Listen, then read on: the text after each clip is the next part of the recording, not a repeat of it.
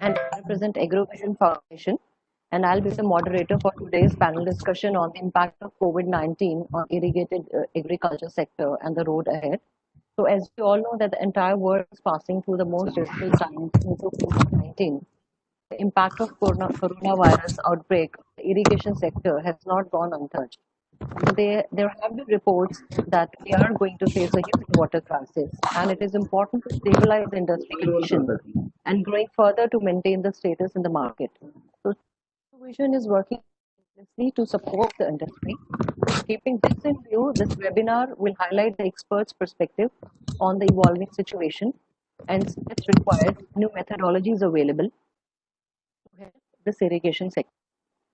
So I'll introduce the representatives from the Irrigation Foundation. We have Mr. Ravi Bharatkar. He is the president of AgroVision Foundation and publisher of AgroSpectrum and New Food Spectrum. Dr. C.D. Mai, he is chairman AgroVision Advisory Committee. And we have a distinguished panel, which in a conventional sense needs no introduction. So I'll be very, very brief, and without further ado, I would like to welcome our distinguished panelists. So we have with us Shri A.B. Pandya. He is the Secretary General of the International Commission on Irrigation and Drainage.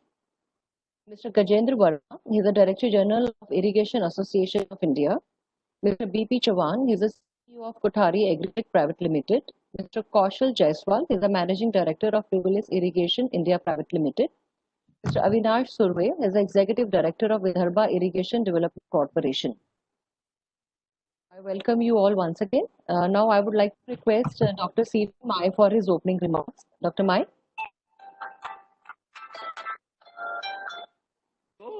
Are you able to hear me? Yes, sir. On behalf of AgroVision Foundation, I would like to welcome all those panel experts.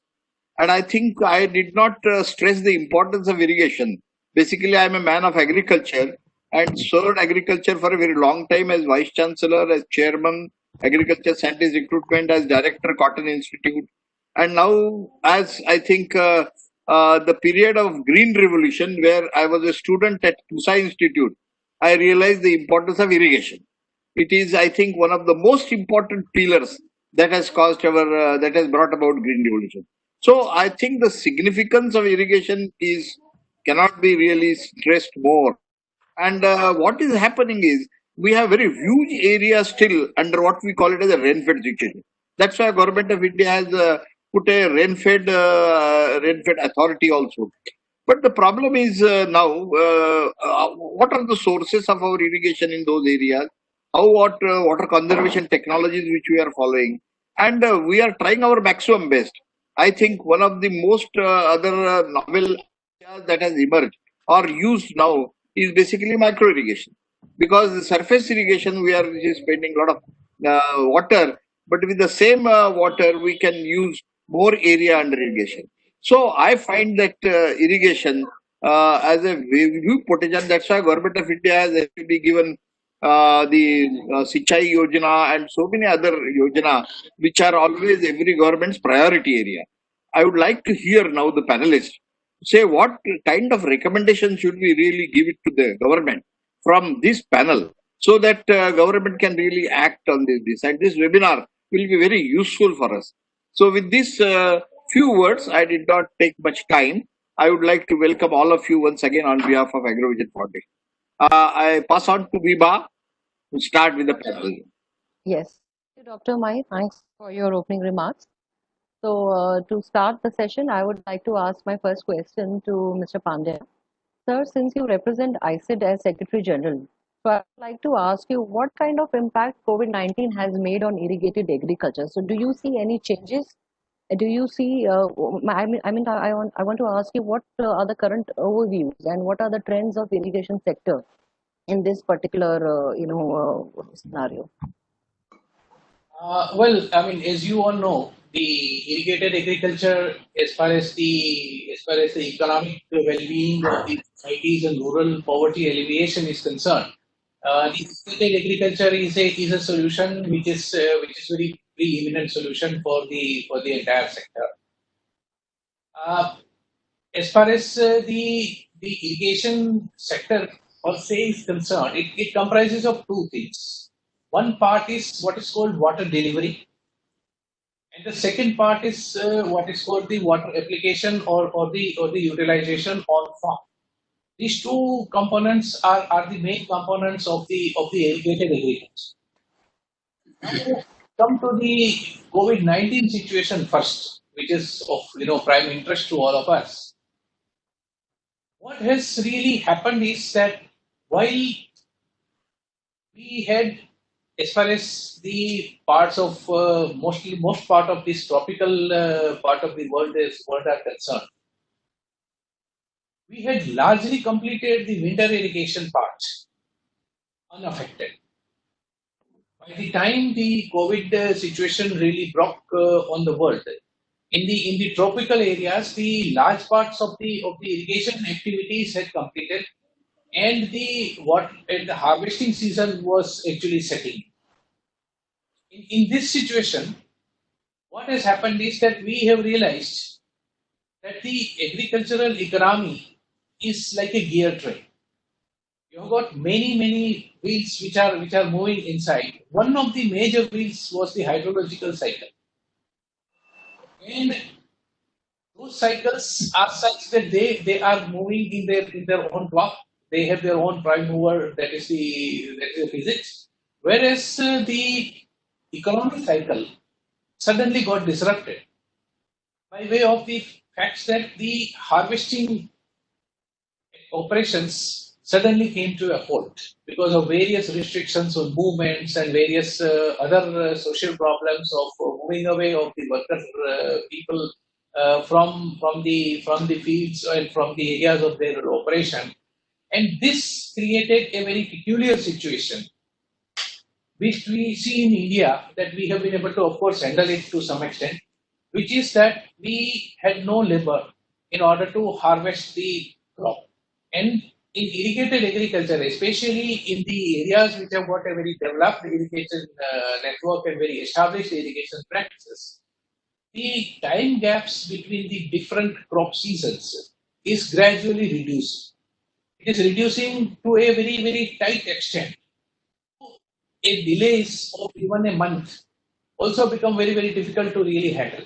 That is what we have seen, especially in the northern parts of the country, like say Punjab, Haryana, and extending all the way up to the southern India. That the harvesting season got suddenly affected. There was no enough material, no enough labor available, not enough equipment were available because there were not enough people in order to really manage those equipments. This problem, there was a serious danger that we would have ended up in great trouble in sowing our Kharif harvest. Now, for the Kharif harvest, again, the economy again came in the picture, because for Kharif harvest, the necessary investments have to be made. The investments will have to generally come out of the outputs that are generally coming at the Rabi season end. And if these outputs are not available, then the Kharif sowing will get seriously affected. So there was a great potential of a big problem that would have happened, and we still have to see that how that problem will actually span out in the future times to come.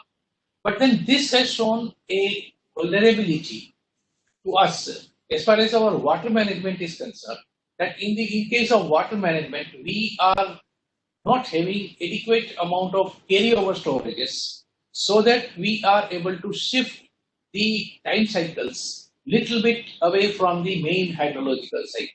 If we have good amount of carryover storages available, and you are able to absorb some of the initial waters in a better way, then it becomes possible that your sowing may get delayed a little bit, and that may help. But that has not happened, and we are at a very crucial juncture where we have been able to, in India, we have been able to manage the harvesting well. We have been able to manage the marketing of the harvested products well. But then we are in serious trouble as far as the next Kharif sowing is concerned, because in the sowing, the labor availability will be less, but the water availability will have its own cycle, and that will become available, for which there will be no consumption in the initial period, and that will create a spillover effect even going into the next hydrological cycle and next year also. So this is one of the very important kind of issue that we could see that in the tropical country like us, we have to really struggle with these issues. As far as European and other countries are concerned, the prime season of sowing and maturing with the advent of spring, when the snow melts away and the temperatures rise, that is their main sowing season. And at that very point of time, they have been deprived almost completely of the labor components, because they are like countries like say Canada or US or Italy or various other countries. They are actually surviving for their agricultural operations on imported labor. The labor practically comes from across the countries, from across the parts of the world. Like say, for example, Latin America substantially supplies a labor to the Canadian agriculture and even to the US agriculture, and so on. Now, in this case, this particular operation has completely ceased, and because of this ceasing, the harvesting of their winter products have completely gone haywire. They are not having adequate persons to work in their fields and harvest the products. And then simultaneously, the transportation links having been disrupted.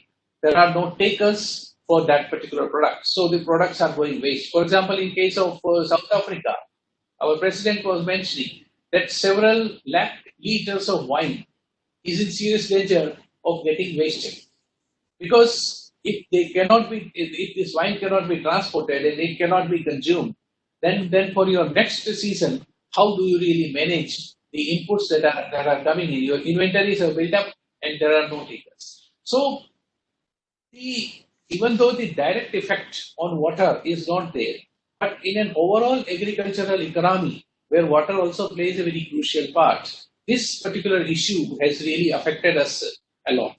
So we have to really see that how we are able to manage the entire agricultural operations in a systematic manner, so that we are in a position to carry out these works in a systematic manner. And this kind of pandemic, we should have fallback options, which we have still not considered very well. We are very much aware about the fallback options in case of say other water-related droughts, like say drought or floods and so on. But we do not have adequate amount of standard operating procedures to handle a pandemic which is occurring in a different field, and it has got an effect on our other water management and other aspects of irrigated agriculture. So this is something which I feel that we have to really address.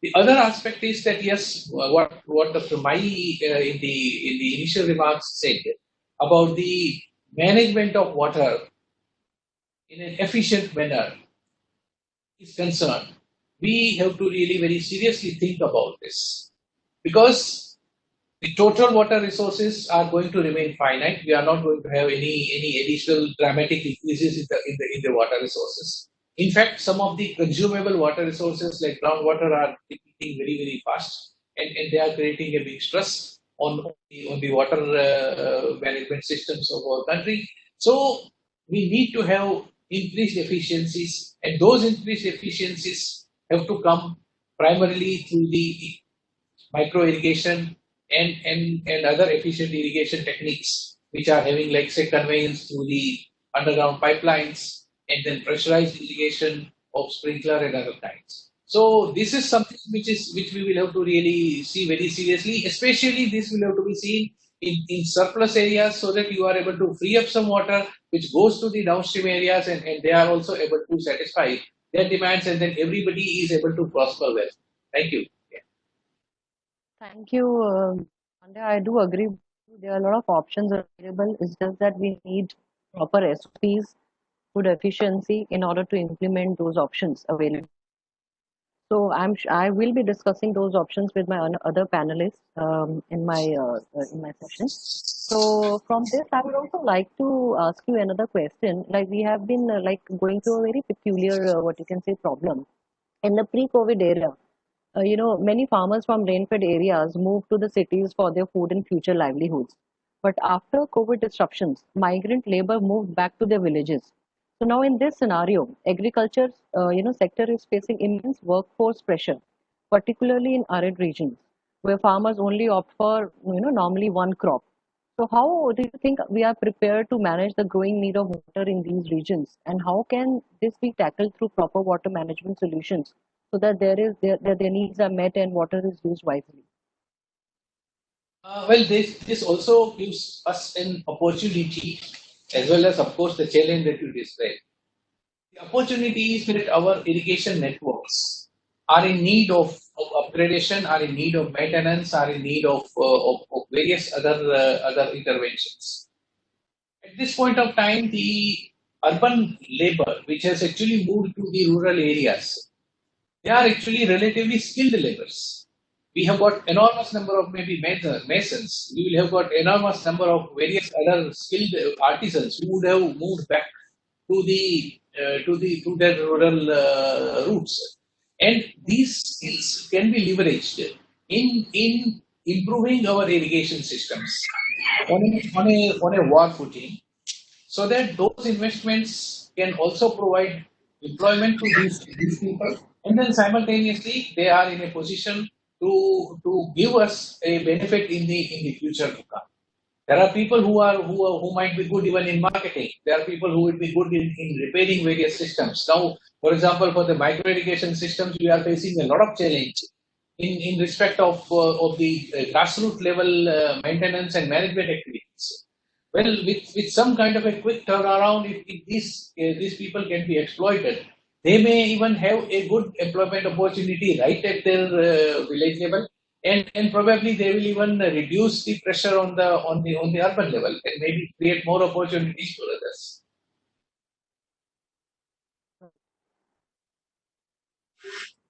others.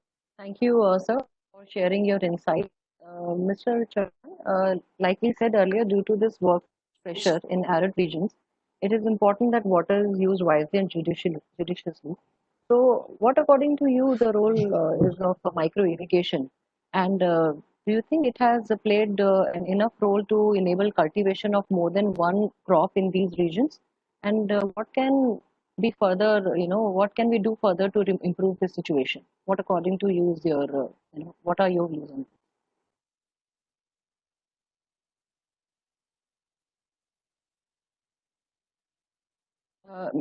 Can you mute Mr. Chairman, Vivek? Yes. Yes, Hello. sir. Can you hear me? Yes, sir. Yeah. Good morning, everybody, and sorry for because of some technical issues.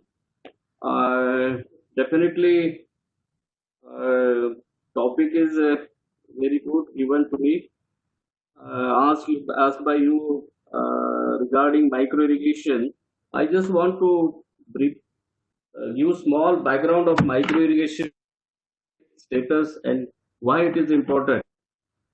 See, the micro irrigation is the only answer today for meeting the food requirement, which is will be very big in 2030, 2050, considering the population what way growing today.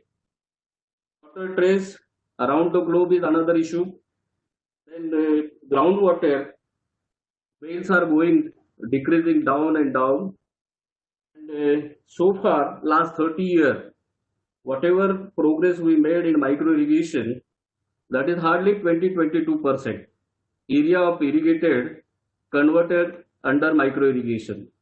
That is 63 million hectare is irrigated land available in the country.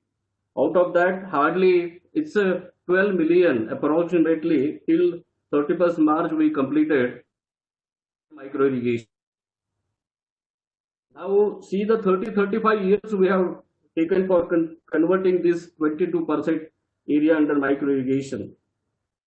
Demand is there huge, dry land is there, groundwater is going down, and micro irrigation, adoption of the micro irrigation not progressing much. What another observation that out of 63 million hectare, 24 million hectare covered irrigated by surface water. and 39 million hectare irrigated. And today, maximum adoption of the micro irrigation is done in a groundwater only. Approximately almost nil utilization of micro irrigation in a surface water. Now, so government is bringing some all pressurized water distribution system or pipe distribution network covering maximum area using the closed piping network and bringing the water up to hectare. That is one of the good movement there. But there are many hurdles are there, like cropping patterns and the requirement of the capacity of investment of the own farmer for adapting the micro irrigation, even though they have their own irrigation sources, they have their own water lifting pumps and everything. Because today they have farmer normally facing problem to have a power, even though there are two type of category of the farmer who have already area under irrigation, but they are getting the water by flood, and in the field there is no source for the power supply and there is no proper pressure, so they are not able to adapt the micro irrigation. In such cases, like they are taking the crops, even cash crops like sugarcane, banana and other things which consume more, and that's why other area or maximum area we are not able to bring under micro irrigation. If we request government to, and today whatever we observe regarding the water charges, regarding the power consumption, power supply, availability of power, there are many schemes with regards to farm ponds, solar pumps and other things, but it is a limited because it is not openly on demand. Whatever farmers are asking, water pond or solar pumps, it should be provided in the field. Then only irrigated area also where farmers are using flood irrigation, he can have a water pond and the solar pump, or that is solar pump only. Conventional energy is possible. Bringing the power, it is very costly and it may take the more time. So my suggestion, first of all, give the water pond and solar pump free of cost to the farmer on demand. Conditionally, he is converting entire irrigation. Then only it will help farmer or encourage the farmer to go for micro irrigation and use proper available water, and he may go for crop diversification, because it is now climate or market conditions is forcing to farmer to divert the crops as well, but situations are not favorable. That's why my suggestion, for whatever groundwater is there or surface water is there, government should give free pump on and solar pumps on demand, conditionally, that farmer entire farm under micro irrigation. Secondly, when we utilize a piping network, PDN type projects, there also we have to provide the water to the available existing water source or pond or with the pump. Only this farmer will adopt the micro irrigation. Otherwise, government, no doubt it is a good activity, a lot of money for PDN type projects, but there are many issues like creating the farmer water use association, giving awareness program, training program to them, and provide the micro irrigation along with the pipe distribution network. It is to be linked. Nowadays, maximum projects are with pipe distribution network alone. 20% area as a demonstration recommended to convert for micro irrigation. These activities will not cover, will not help to utilize the available water. So, in short, as an irrigation industry, if we want to meet the food production, increase the farmer income, and convince the farmer for crop diversification or suitable crop solutions, micro irrigation is the only solution. And for adopting micro irrigation, whether it is a flood irrigation irrigated area or surface or groundwater irrigated area, having own water source or giving the PDN type projects, we must provide them the farm ponds and solar water as a free of cost. Conditionally, farmers should adopt micro irrigation system only. Now for dry land area, lot of dry land area is there, rainfed area is there. If we save water by creating pressurized distribution network of the pipe in a canal area, some amount of water we can save, which will be provided to rainfed area, and that will be brought under the micro irrigation. Similarly, lot of activities done by village level, Rajasthan, all that, and Jalayukta Shivar and other things. But there also, if the micro irrigation, then it is a no use of that. And it is already success stories are available in Maharashtra and Rajasthan, like Shivre Bazaar and other villages created last 2 years, working fantastically because they adopted soil conservation, water conservation in dry land area. They increased the water level. They have not allowed to dig the borewell. They provided micro irrigation, and now they focus on cropping suitably for micro irrigation and that climate, and they are only sugarcane, and that is why they succeeded, and they in the dry land area villages also. So, the subsidy for drip irrigation, that is fine. People are aware about the benefits of the micro irrigation. Some difficulties are there because whatever financial sanctions coming from central government, state government giving some funds, and that guideline, registration, and then pre-sanction and procedure in every state is totally different. Some states are going on project mode, some states are going as it is, their own schemes, and there it is taking almost 4 to 6 months to start the execution supply of the irrigation micro irrigation system to the farmer end user. And farmer is getting the subsidy. If farmer is not getting, first of all, material when he exactly required, because first from March ending financial year close, then April, May, June, almost 4 or 5 months are going for registration and everything, and Kharif season farmer is losing. So there, let us put the government the guideline for 3 to 5 years together, finish the registration or renewal within a and for 3 year to 5 year, and save the time and provide the pre-sanctions to the farmer on full entire year time. So assurance, at least he is going to get the subsidy. And if you need to invest money, you can take the money from the bank, you will go for adoption.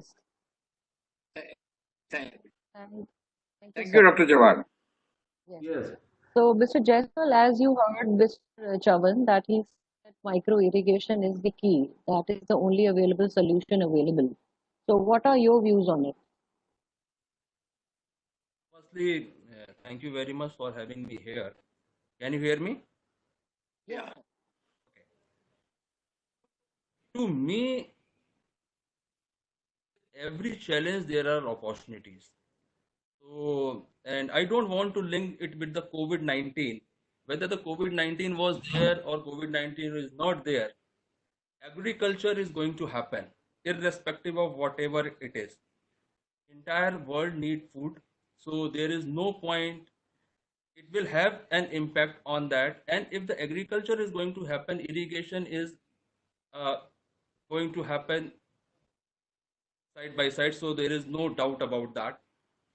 What I want to say is, as as far as the micro irrigation is concerned, if I really want to say concentrate myself on the micro irrigation, is this industry need to relook at within itself rather than depending on the government. Government has been doing fantastically good job for almost last 1 decade, and I am sure that they will keep on doing that and they will keep on supporting this micro irrigation. But getting 100% dependency on the government is not helping the cause to me, to be very honest with you. And Dr. Pandya raised the point, Mr. Chauhan raised the point of overdrawing of groundwater and not using sufficient surface water. Some of the states will have this opportunity now because lot of migratory laborers, I'm not going to state specific, but lot of migratory labor, those who have gone back to Uttar Pradesh or Odisha or Bihar or West Bengal, and these are the states where the micro irrigation adoption is not very good. These states now can have a sufficient labor available. They can get engaged with the Manrega to create a water storage ponds, which Mr. Chauhan was talking, in the villages, so that there is, if that pond is available and the water storage is there, and that can later be utilized with the lifting of that water through the drip irrigation systems or the sprinkler irrigation system, that is one opportunity is available with that. Second opportunity available, that all the agriculture experts have been advocating that some of the northern states like Punjab and Haryana, which draw a lot of groundwater to cultivate rice, is not a good practice. COVID-19 will give this opportunity to go for the cropping pattern shift, and I am pretty sure it will happen. Like the rice, particularly there, the transplanted rice, you need lot of labor for the transplantation, and I am sure currently in this season the availability of the labor is an issue in these states, and this will force farmers to move away from the rice, maybe to the direct seeded rice or to the other crops of corn or soybean or maybe cotton, which are less water guzzler. So this is in one area which which we have been and everyone have been trying, may happen to an extent automatically because of the COVID-19 and the lesser availability of the labor. That's one area which is the indication which I am getting from the field is going to happen. And the third important point which I want to bring in, why this adoption of the micro irrigation is not happening, or it is a lesser compared to, because everyone knows the advantages of this. No, it's not like that the farmer doesn't understand the advantages of a micro irrigation, but still he is hesitant of adopting it. There are three basic things involved around it. Number one is the initial cost itself, which is prohibiting farmer to go for the adoption. Number two, the complexity involved around it. To us who are maybe in the field, to us who are from the scientific community or from the background of engineering background, to us it looks very simple. But to a normal farmer who has never adopted this technology, it still looks complex. So from the industry side, it is nothing to do with the government, nothing to do with the farmer. We'll have to do two things. Number one, make it affordable. Number two, make it little less complex. Can we come up with a solution which is cost effective, plug and play kind of thing? And secondly, can we bring in from the industry side or from the banking sector side, because can we convert that it as from the capital expenditure to the operational expenditure? Can we ensure that the low cost funding is available to the farmer for adoption of micro irrigation? Reason is, there is nothing called collateral security available when he adopts for the micro irrigation system. The bankers will not get any collateral security. And when they don't get the collateral security, there is always an issue and hesitation in funding this very important aspect. So now I am pretty sure with this lot of packages being uh, announced, and last night I was hearing to the Honorable Finance Minister, where she has said that the farmers will get free loan or through their Kisan credit card. Can the farmer buy a micro irrigation system on the Kisan credit card for maybe and to a longer duration of longer loan tenure with affordable interest to be refunded in 4 or 5 years time frame? If that happens, I'm pretty sure the adoption will be very quick. So this is my take on that. We need to bring in certain technology, and I'm pretty sure that the technology adoption will happen much faster post COVID, because that's the only way where you can work on agriculture field. So I am sure that your n number of things are available right now. Remote monitoring of the field will take place, right, when you need not to go physically to the field to really check whether uh, the status of the field. You can monitor your field remotely. You can monitor your moisture status remotely. You can do the soil moisture remotely. You can do the water moisture remotely, and that that will, and then take an informed decision about the irrigation. So all these things will happen post COVID. I am pretty sure about that. But my first and foremost request to the government of India, to the state governments are, if they really want to encourage farmers to adopt for the micro irrigation system, a low cost funding should be made available to the farmers to adopt it. Number one. And number two, what Mr. Chauhan was mentioning is remove the complexity, and it has to be continuity in the schemes, so that if it is available under subsidy, it should be available on demand, so that the farmers can adopt it in an easier fashion rather than little complex fashion, which is available right now. Thank you, This sir. is my small take on that. Well, thank you, sir. Thank you for sharing your insight. I'm sure with low cost technology available, funding, and simplifying the process will help farmers to adopt this technology. But there are other farming techniques also available. I was reading about hydroponic farming that utilizes 95% of less water than traditional farming.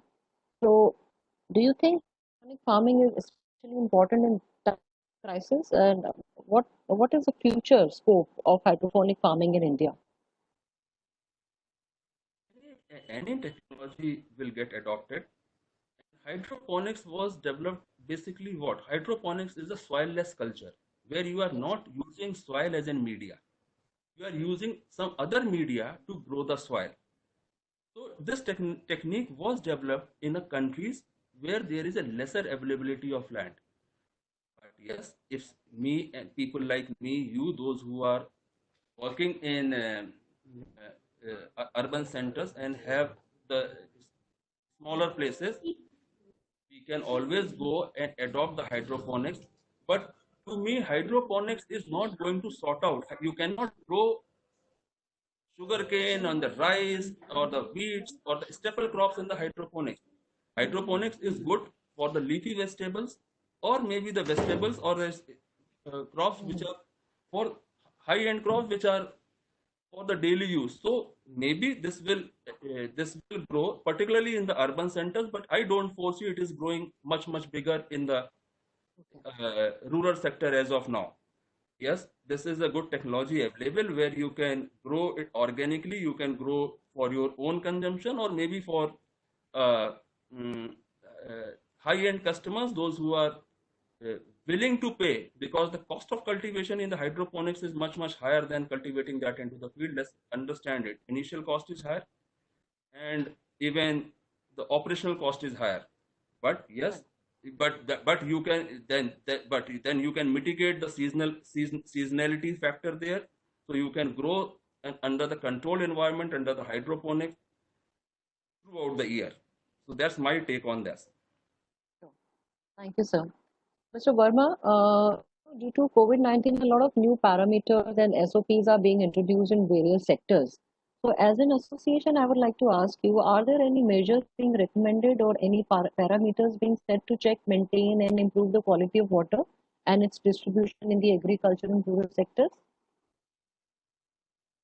uh, using this problem. Your voice is not audible. Could you please Hello, speak a little loud? audible now. Audible. Yeah, yeah. I'm saying we are working in touch with the government on. So we can't hear you. Hello. You need to like, sir. I think your voice is not audible. Hello. Yes.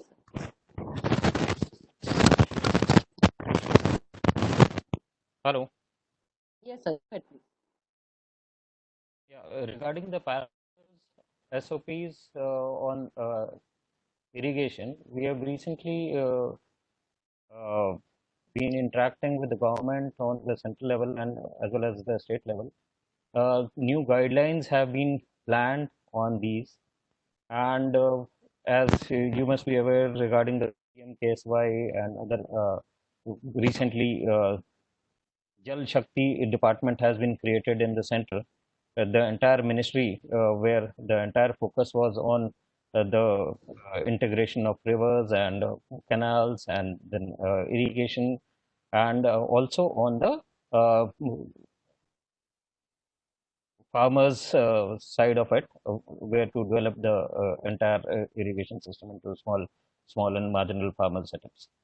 So on that regard, we are promoting and submitting our suggestions on the development and maintenance of maintenance-free seeds, then climate and water resilient crops, then automation and water smart technology, where it will be helpful for the farmers, and this will create a great opportunity also, as we discussed regarding the COVID in with Mr. Chauhan and Mr. Jaiswal has recently just now said that in this COVID times, the remote monitoring and high mechanization will help. And similarly, on those parameters, government is also working now. And in recent times, they will be coming out with the policies on these. Integration of irrigation system is very important, and they are already on it. And the robust policy framework which is planned is in making. Like yesterday, FMR Finance Minister Ms. Nirmala Sitharaman has announced soft terms loans to farmers and agri sector. Even they have allocated substantial amount to NABARD and to the farmers. Like I think it's 30,000 crore to NABARD and more than 50,000 per farmer credit limit, soft credit limit they have increased. So all these things will definitely help and develop the farming in the current COVID times. And as far as the opportunities are concerned in this COVID time, I think uh, because we have recently seen a shift of labor, like in Punjab and other states, even Maharashtra, a lot of laborers are going back to their states, UP, Bihar, and Chhattisgarh and other places. So that will see a major shift in going for farming. So the planning of farming will definitely will see I'll say a sea change, where more mechanization will take place. Smart technologies will come in future, which will have more robust system, and like Mr. Jaiswal recently said, remote monitoring using the drone technology into it, enhance mechanization, but the focus would be obviously on the localization. So, like yesterday in PM speech, he has highlighted the local to global. So, this would be the mool mantra for our coming times, where the industry will definitely plan and work on a local technology which will be adapted easily at a farm level and will enhance the irrigation and the farming yield of that particular area. So, yeah. Vibha? Okay. Hello, Yes, sir. Vibha. Yes, sir. I just would like to ask one very important question to all these panelists. You see, one very important thing is that I find that there is more of abuse of water in irrigation. And in many areas which we find that, for example, you take cotton, if you give more irrigation, on the contrary, we are not able to have complete data as to how much water requirement for each crop and how do we monitor that requirement. If that is done, even sugarcane or maybe banana, we have seen that with limited water, we are able to get more yields, particularly in dry lands. Micro irrigation. I think I have done some analysis for cotton, and surprisingly, we find highest yield of cotton for farmers who are using micro irrigation, and they are able to harvest almost more than 900 to 1000 kg lint per hectare. And if you take even Punjab average is not crossing more than 750, which has irrigation. So irrigation management, I think, has become a more important problem. And the farmer, because the canal irrigation management is most difficult, because whenever there is water coming, they will add it because they don't know when the cycle will come. I think we have to focus as an irrigation specialist, really crux of the problem. I Jaiswal, Verma ji, and all these very nice suggestions they have given. Pandey ji. But I think this area, as an agriculture scientist, I feel is important. Thank you very much. Dr. Mahi, can I take up this question? Yes, please, This please. Take up this for 5 minutes. Yes, Yeah, yeah, yes, please. sir. Okay. And you have raised a very, very pertinent question, Dr. Mahe. And that the agriculture is the biggest user and biggest abuser of the water, no doubt about that, and no second thought about that. So the word which you have used is you have uh, uh, used a absolutely correct word for that. As far as the right amount of the water, there are three key challenges. There are three key challenges for any farmer on a daily basis as far as the irrigation is concerned.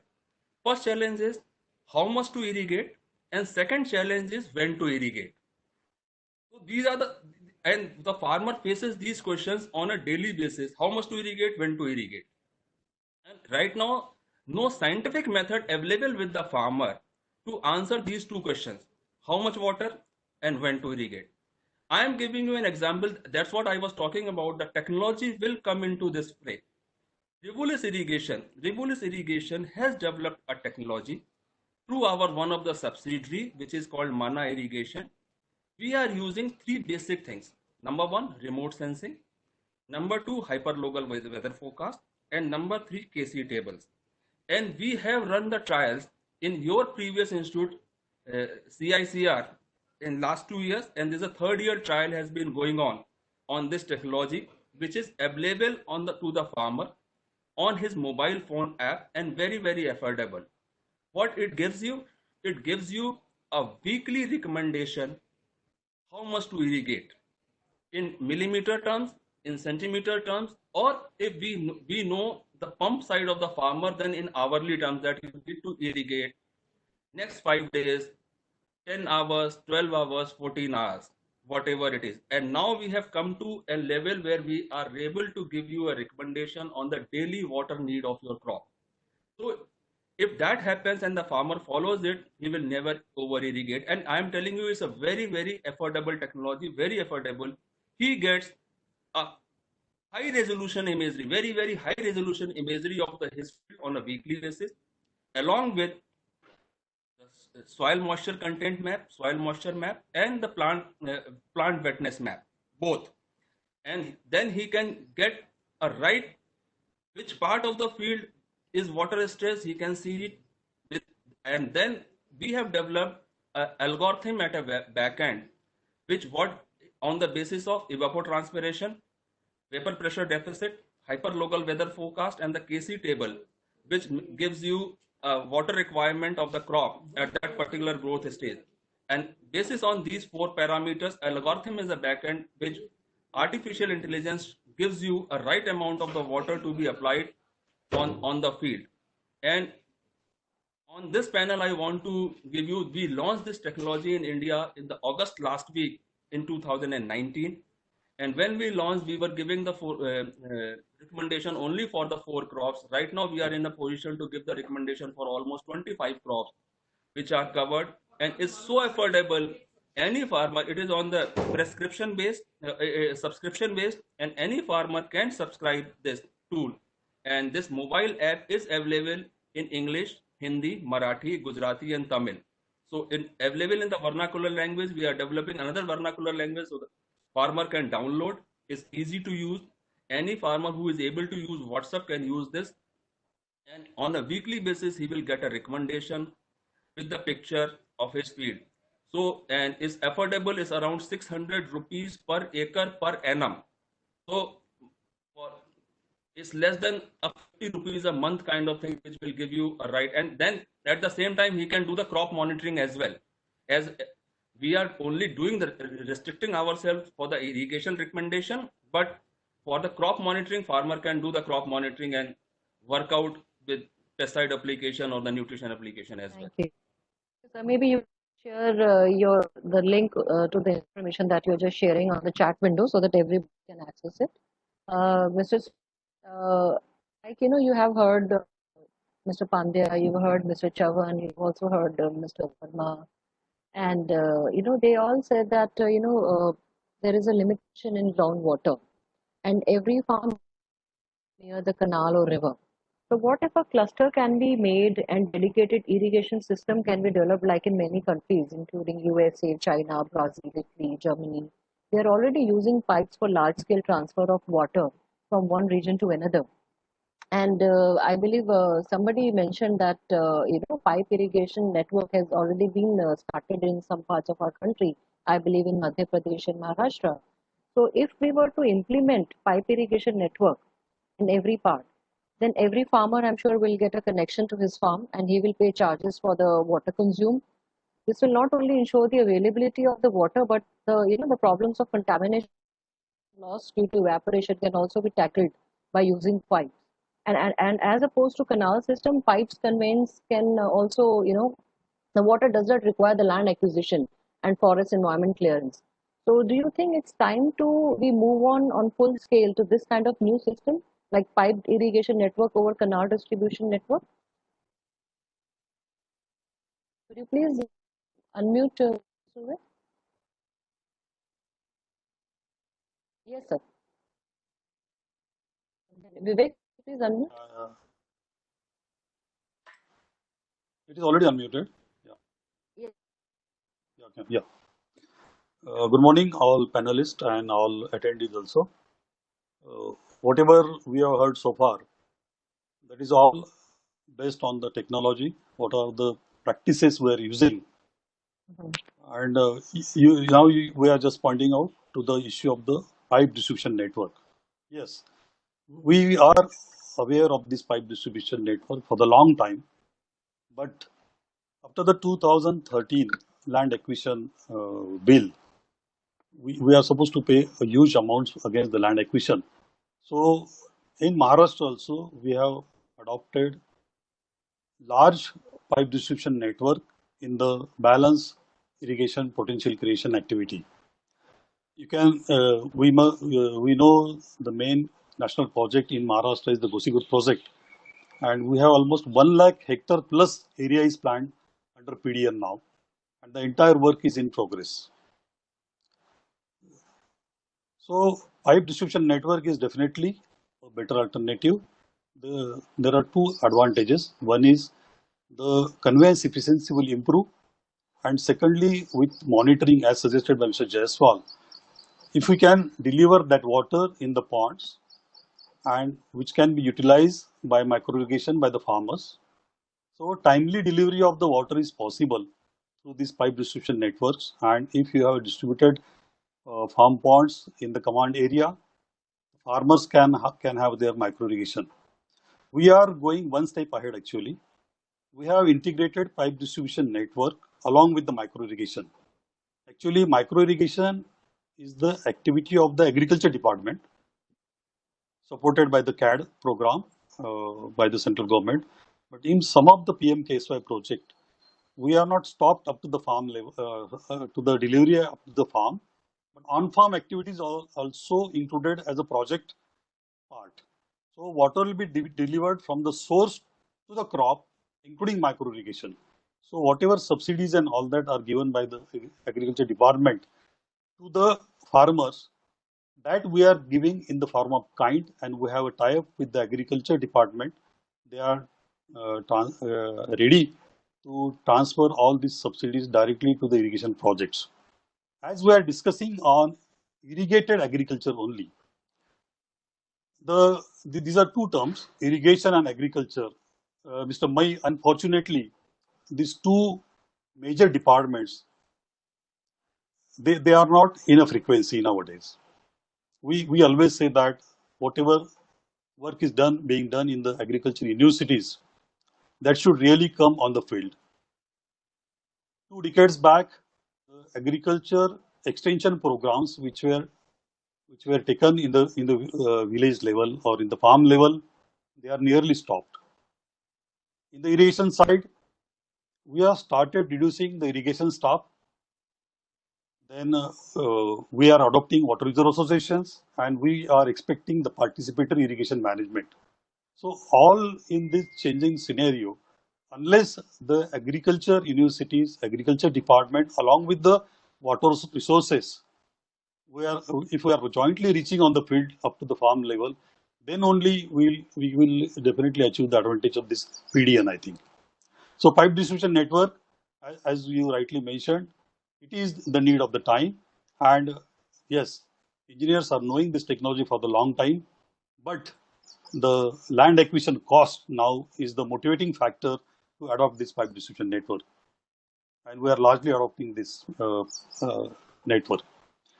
Secondly, why this pipe distribution network is not possible in the existing structure? We can definitely adopt this in the new upcoming or undergoing projects, but in case of the completed projects, as mentioned by Mr. Mai, that water is largely abused in the open channels. That is a fact. But we have to renovate these projects now. At least main canal we cannot do with the pipe distribution network, but definitely the distribution network, miners or distributaries, sub-miners, that we have to convert. And the next program of the irrigation development we have to take as the renovation of the distribution system to improve the efficiency of the irrigation. Now with all these inputs, we have micro irrigation, we have a PDN, we have a large dams for the irrigation area. The main game is with the farming. Why the farmers are not interested in the farming? I had been many times in the Israel, and I asked one simple question to the farmer, that whether your next generation you will suggest that they should also go for the farming. Even the Israel farmer is saying that no, I will not suggest my next generation to go for the farming. The issue is the farming is not a profit-making business nowadays. We are discussing last 2-3 years that MSP, minimum selling price of the agriculture produce, is a big challenge. So unless you get a minimum selling price, there are other challenges to the farmers. That even with micro irrigation, even if you have a very good yield, this year because of the COVID, we are seeing that barring sugarcane was almost harvested by the end of the February end or by the 15th of the March. So sugarcane did not get any effect of the COVID. But other produces like horticulture produce, watermelon, grapes, pomegranate, everything which are of the export quality, they could not be exported because of the transportation. COVID was the problem first time, but in the regular agriculture seasons, we are seeing that in the Rabi season. Of course, the Rabi season is a very important season in the irrigated area, because in other arid regions or rain-fed areas, we can definitely get one crop. But the importance of the irrigation project is only in the Rabi season and hot weather season. Now, because of the availability of the water, farmers are planning good crops. They have their own plans with their experience. Some are going for the horticulture, some are going for the sugar cane, some are going for the groundnuts, cotton. But everything stops on minimum selling price of that produce. That is why the marginal farmers and the young generation from the farming is leaving the farm. So my suggestion is, as rightly mentioned by Mr. Pandya and all other our panelists, that whatever these people or these laborers, they are going back from these slums of the towns, metropolitan cities, to their own place. We must think why they came to these urban centers first, because they are not getting sufficient jobs in their villages, and also the daily remuneration. If the labor is working, or the unskilled labor is working in any city, is getting at least 400, 500 rupees a day, at least for the 10 months, and his entire earning of the year is not equivalent to the 1 hectare irrigation produce profit. That is the scene of this farming. So with all these technologies, I'm coming to the point that we must focus how the farming is beneficial, how this farming can be economically viable. So whatever these people, skilled people, trained people available from the urban centers to the village centers now, they have skills, they know the importance of the money, they know what is the importance of the skill and upgradation of the skills also. So I'm coming to the important point that whatever agriculture produces available at the farm level, how best it can be marketed in the markets. Right. So the first issue is, our all produce right now, they are all supply based.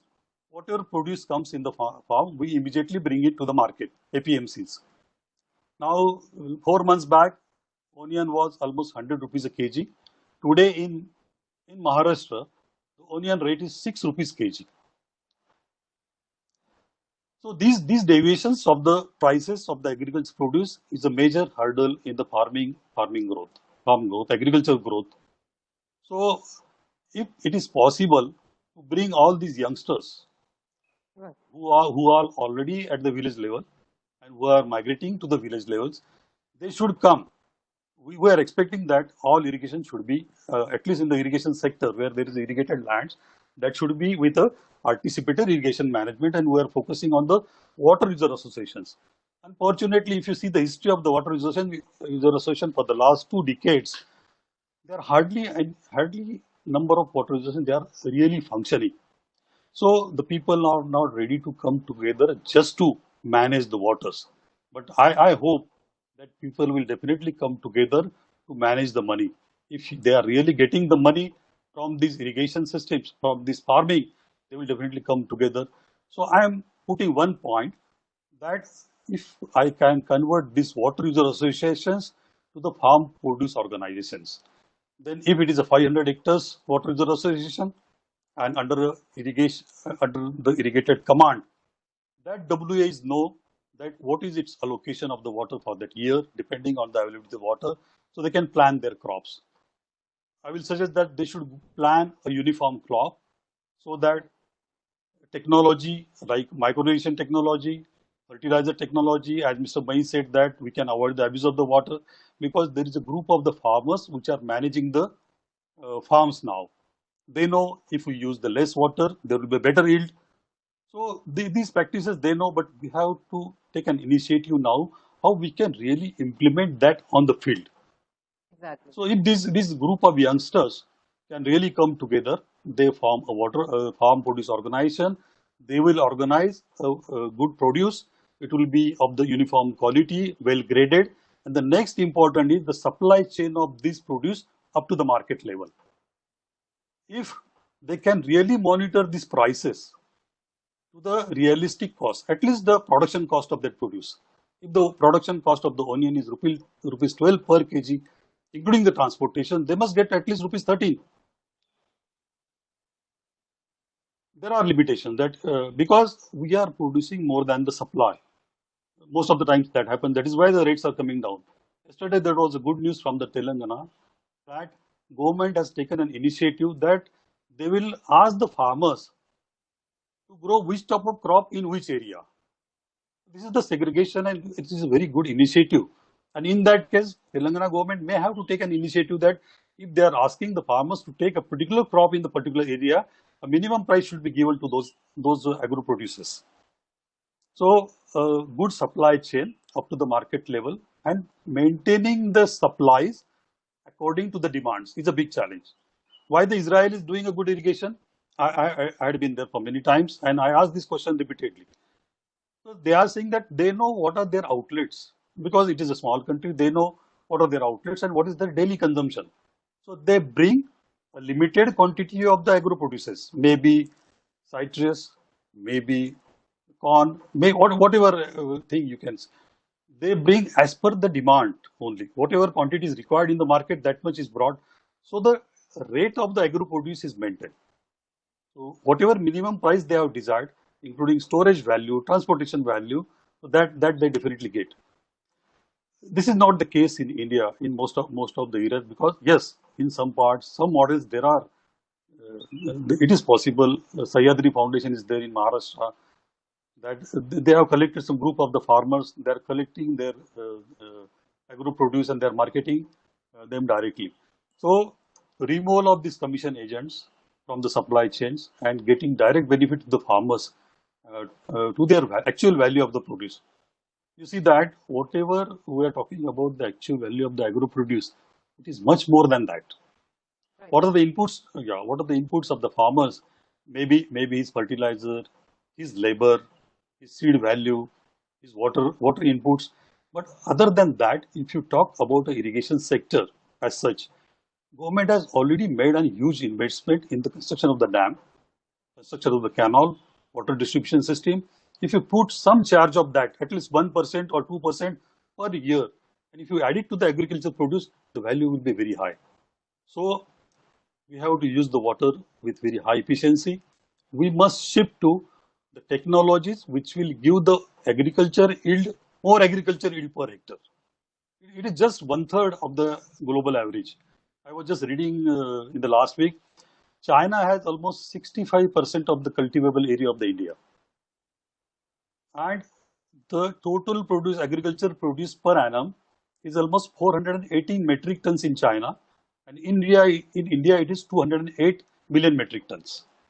So with 2/3 of the land, the produce is almost double. So they are almost getting 3 times per hectare agriculture produce. So unless we reached up to that level, we cannot go into the global competition.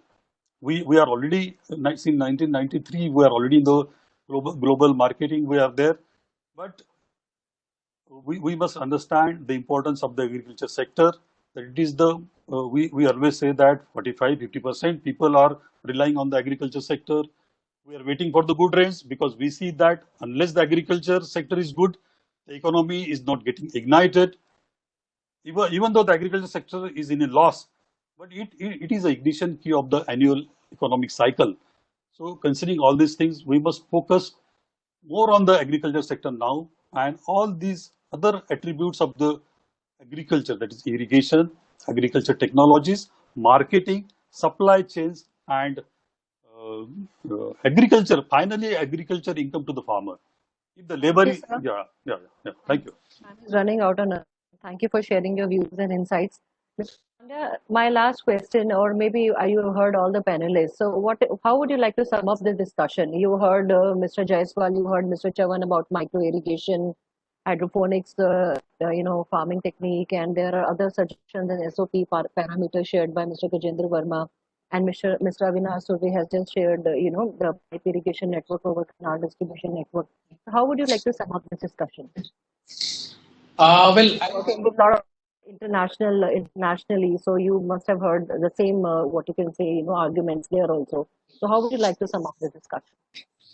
Well, I would sum up in this fashion that we are continuously viewing the agriculture as some kind of a subsistence activity, where you hardly produce as much that it will only feed you for 12 months, and you do not really expect anything more than that. As against that, we should actually view agriculture and irrigation or water supply as an economic activity or as an industrial activity. We are not viewing it as an industry.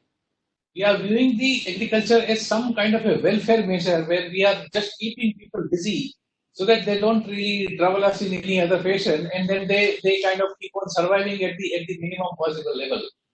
Whereas the entire economic basis of our thought, especially for the agriculture, has to be changed. Where Mr. Survey made a excellent, presentation on various aspects that are required. We need to really do that. And automatically, once you view it as a some kind of an activity where you value your inputs, and then you get an assured value of your outputs, then the areas of bringing in new technologies will come in. The areas of bringing the new approaches like micro irrigation will come in. The areas of becoming more cooperative and leveraging the scale by having some sort of a cooperative farming kind of areas will also come in. We will really need to look at this in this sense, and that will probably help. And the COVID is a kind of a trigger. It is something which has kind of made us think about these areas. So even though its effect may not last beyond a year or two, but this is an opportunity that we need to really exploit to engage and improve our agriculture sector and our water management sector in a manner that in future that becomes a kind of another engine for growth. Thank you. Thank you very much, sir. Since time is running out on us, so I would like to ask panelists if you are okay to take one or two questions. There are people writing us questions. Are you okay if we can take one or two questions? Yeah, Are you Yeah. Definitely. So there is a question for you. It says that you were talking about the cost of using water for agriculture. Unfortunately, in India, there is no consistent water pricing policy. What do you think GO and state governments do? Water pricing, basically, water pricing policy is largely adopted for the other sectors, basically industrial and domestic water supply, because as we are planning many subsidies for the other things like fertilizers and all that. So the water for the irrigation sector is almost a subsidized rate, very much subsidized rate. But now various authorities are established. In Maharashtra, we have Maharashtra Water Resources Regulatory Authority, and that authority is interested with deciding the tariff of the water or the water pricing also. So at least we are keeping one you can say parameter now, that the irrigation water price should be such that at least the maintenance of that irrigation system will be reimbursed through that levy or that from that revenue. So we are trying to meet that price level at least. Thank you, sir. Yeah. Then- And that doesn't play much important role in the agriculture sector because it is a very meager amount for the farmer. Right. So we have a question for Mr. Prasad Narvekar, that the measures discussed for micro irrigation, advanced methods for measuring soil moisture, etc., are highly capital intensive, for which most of the farmers are not capable right now. So please suggest less capital intensive methods. So Mr. Chavan, would you like to take this question? Yeah. Hello. Yes, sir. Go ahead. Would you like to take this question? Yeah, all Mr. Kaushalji explain all this upcoming advanced technology, which is much better, and time will, because it will come very soon, because farmers are very aggressive. They are going to adapt, even the government accept it or not accept it. That is a different story. See, all the agriculture colleges, most of the agriculture engineers involved in micro irrigation industry, they already aware about the water requirement and the crop water requirement and other parameters. We have small equipments like water meter, water and soil sensors are there. On that basis, we are making some sort of automation. But before that, any common farmer nowadays getting the water irrigation schedule along with the design of for particular crop, how much time he has to operate the wall from the day of the plantation to till harvesting or till finishing the season.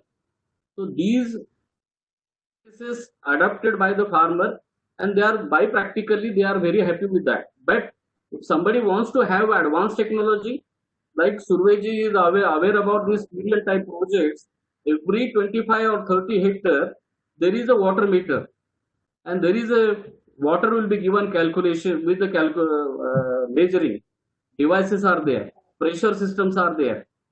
Only thing, what type of crops are there, and on the basis design is depend, drip irrigation design is made there. Crops are different according to the crops. Water requirement and operation schedule is given by micro irrigations to every individual farmers. So there is no issue about that. Nowadays, only issue there should be even for PDN type projects. There are some requirements actually came from the farmers. There are issues even putting the pressure distribution network. What about the water charges, and who is going to take the responsibility of operation and maintenance for the 5 year or 10 year? And what are the expenditures coming at the end to the farmer head? That is a worry. Secondly, 1 second, sir. One second, ma'am. These all projects should be divided into two parts, because first part is the water lifting, which is a separate industry there, and they don't have experience of micro irrigation. And micro irrigation having working on farm, that tender should be different, separate, and the water lifting and distribution tender should be separate. Nowadays, what happening? The both tenders are coming together. It is making sometimes it is very difficult to even quote to the even in the industry, and that is very important. Second but last, micro irrigation industry should be considered as essential services like seed and fertilizer, because water is a life. If we are not giving the importance to this micro irrigation, nothing will happen, because water will go with the canal and nala, even though lift irrigation or whatever canals are available there, and it will be not used properly by the farmer. So let's give the importance to the micro irrigation. Every crop should come under micro irrigation. Sugarcane, government made the mandatory, but it is not happening, because that's why I said the farmer, even I belongs to my farmer family, my land is very close, my village is very close to Krishna river. Every farmer having individual pipeline for common irrigation facilities, but we are not able to use micro irrigation. I am sorry to say that. Why? Because on farm there is no facility. There is no facility for electricity. So how we can connect the micro irrigation? Even though I have capacity to install micro irrigation, I cannot. My 10-acre land as it is there. So these are the difficulties. Basically, see the water saving, see the electricity saving, see the labor saving, see the yield increase through micro irrigation. So why not we are giving pond and solar pump as and when required by any farmer? Don't put the restriction. Only condition he should use the micro irrigation, then only he will get the solar pump and water pond as and when is required. Thank you very much. For one second, for Mr. Surveji, whenever this type of the projects, today we have observations that all the irrigation department, whatever manpower is in the water charges, even though department is not able to recover the cost of that employees. What are the water charges there? We should leave it water charges and leave it the even secondary energy charges. Let farmer utilize the only micro irrigation. If he is using 100% micro irrigation, don't charge for the water charges, neither electricity charges. That is my submission for this. Then only we can improve the acreage. Then only farmer will come forward to complete, go for micro irrigation. Thank you. Thank you for answering this question. Mr. Pandey, I have one last question for you from Mr. Sangamesh Bhoga Shetty. He asked that any supplementary irrigation mechanism to mitigate rain failure during the crop season under rain-fed area? Well, actually, rain-fed areas are largely the areas which are actually doing groundwater-based irrigation. Because a purely rain-fed areas are very little in our country now. And the supplementary irrigation has to be planned in a manner that you have to actually see that how much resource you are likely to have and how much resource you have got it so far by way of rain and by way of recharge. So using that, there has to be a facility for, let us say, like on-farm water conservation of on-farm ponds and various other recharge techniques, so that you have some balance out of which you can do this kind of supplementary irrigation when there is a sudden break in the rains. Great.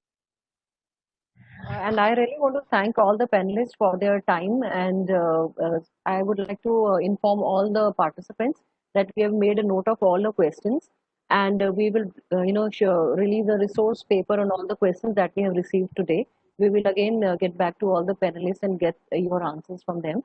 And I would like to conclude by thanking all our members of the panel for sharing exciting and excellent insights, and participants for joining this webinar. And like Dr. Mai said in his opening remarks, we will be compiling all your questions and prepare a proper resource paper. The resource paper will be available and updated on AgroVision website soon. So I really want to thank each one of you once again, Mr. Pandya, Mr. Jaiswal, Mr. Chavan, Mr. Surve, and Mr. Verma, for sharing your excellent insights with us and our participants. Thank you very much, sir.